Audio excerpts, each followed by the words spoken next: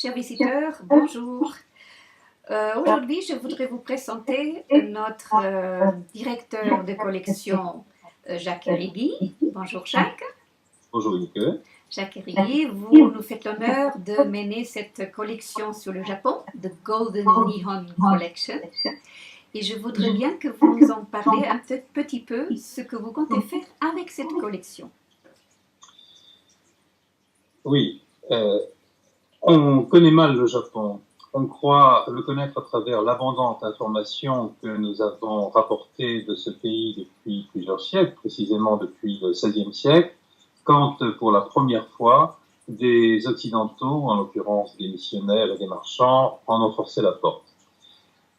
Mais cette information a été savamment filtrée. Elle flatte notre imaginaire, certes, et nous savons combien nos sociétés ont besoin de cultiver, de nourrir leur imaginaire. L'objectif était, en soulignant les différences qui nous séparent, de montrer la distance entre nos pratiques sociales, nos rites, nos façons de penser, et ceux de ce peuple isolé au bout du monde. En d'autres termes, il s'agissait d'affirmer nos valeurs à nous, considérées comme universelles et bien sûr intangibles. Certes, les choses ont changé, mais aujourd'hui encore, nous chargeons le Japon de mystères et nous y déposons volontiers nos fantasmes.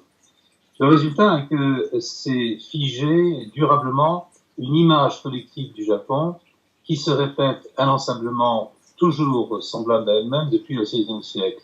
Elle est inamovible car elle flatte nos goûts et correspond à notre attente. Si j'ai bien compris, c'est contre cela que vous érigez votre collection. De fait, vous êtes un hérétique. Vous êtes un hérétique. Tolkien Nihon voudrait prendre le contre-pied de ces clichés.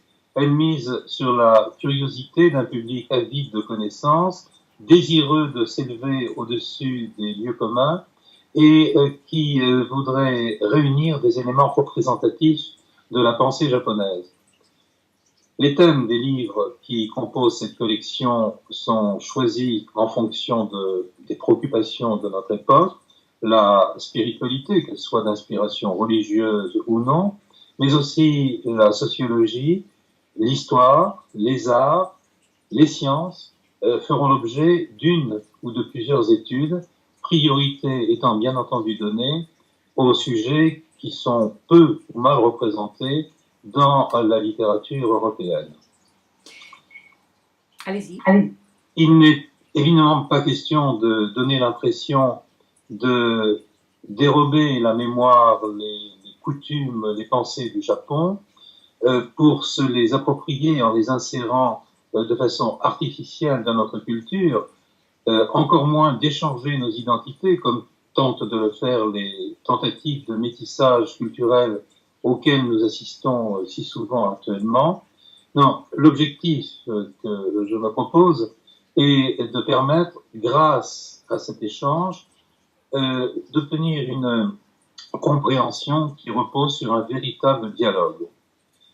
Voilà donc l'aventure à laquelle nous invitons le lecteur. Pour paraphraser Michel Serres, elle lui permettra de coudre une pièce supplémentaire sur son manteau d'arlequin, l'expression de Michel Serres, sur son manteau d'arlequin culturel.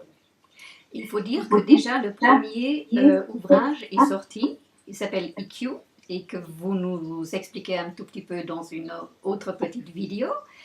Le prochain ouvrage va être en direction, le premier ouvrage était en direction du bouddhisme zen, et le deuxième va aller plutôt dans la science, si je vous ai bien compris.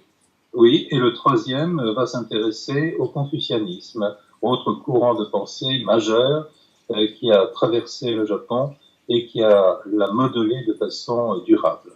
Et il faut encore ajouter pour nos visiteurs que vous nous faites l'honneur aussi de participer avec un blog à notre site, ce qui vous permet de temps en temps de nous donner des petits aperçus. Et de dialoguer avec les lecteurs s'ils le souhaitent. Ce serait avec un grand plaisir que j'essaierai de répondre à leurs interrogations. Je vous remercie beaucoup. Merci. Au revoir. Au revoir.